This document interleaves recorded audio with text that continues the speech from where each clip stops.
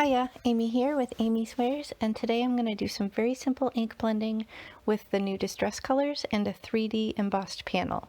Now I have this new flower bed embossing folder from altenew.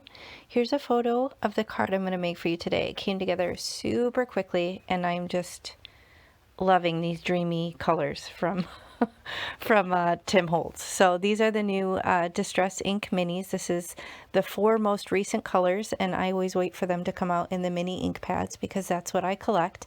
But I ran this simple panel through my die cutting machine. It's just Neenah Classic Crest Solar White. I do spritz it with water. That's an optional step, but it really helps the fibers of the paper take the design.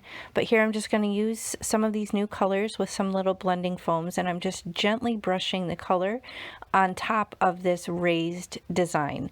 So you can see they just, oh, look at the way that prize ribbon blends in the selvage patina. I think I gasped. I have it muted, but trust me, I gasped because it's gorgeous. But I'm just kind of playing with these colors, just laying them down a few places, kind of thinking in terms of a visual triangle, just so I kind of evenly distribute the color.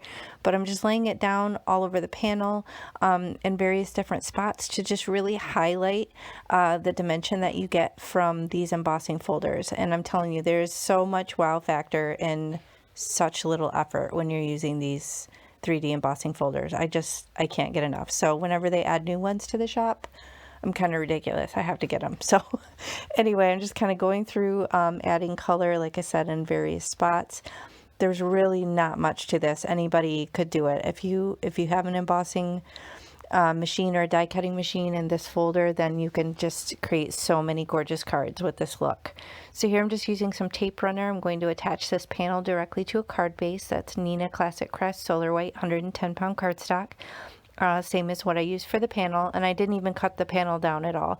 An optional step would be if you want to use like a stitched edge rectangle die, you could run that panel through your die cutting machine first before you emboss it if you wanted to have a nice, crisp white border or something like that. But I feel like it taking up the full front of the card looks just as nice.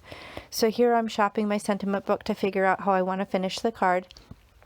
You may have seen this. This is my storage system. This is where I store all my die cut sentiments so that they're ready to go. I have all different shapes and sizes and colors, and these are held in little baseball card pockets, so little protector sheets. And I have one of these for my die cuts, and I have one for my fussy cut critters. So when I get a new stamp set and feel like coloring, then I'll kind of, stamp that and color them up and cut them out and load them up in their little critter book. So here I find this Hello Friend die cut. It's nice and big, and it's in this holographic cardstock. So I'm just going to use some liquid glue. This is Barely Art glue. I'm going to apply that to the back of this die cut, and I will pounce it off on that scratch piece of paper just so there's not any extra glue oozing out from the edges. But I'm holding it with my tweezers there. Just kind of makes it easier to apply the glue and not get glue all over my fingers or all over the place. So I'm just going to pounce off the extra and then attach that right to this card.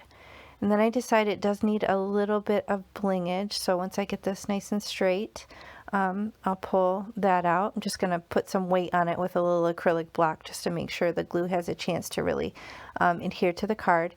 But these are they look almost like little water droplet gems, and they're in various different sizes. So you'll see with my jewel picker and my, my grace here, I don't struggle at all. No, never. Sometimes these little blingage are the bane of my existence, I swear. But got it figured out. Got a few on the bottom and two on the top. So I like to work in odd numbers, but you do you.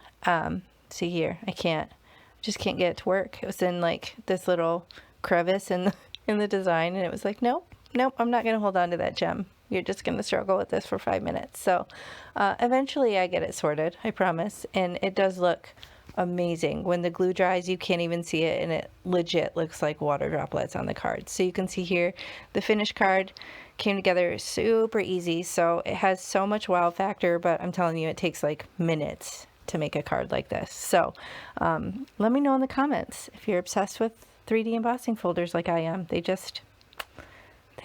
always make me so happy inside. So Anyway, thanks for watching. I appreciate it.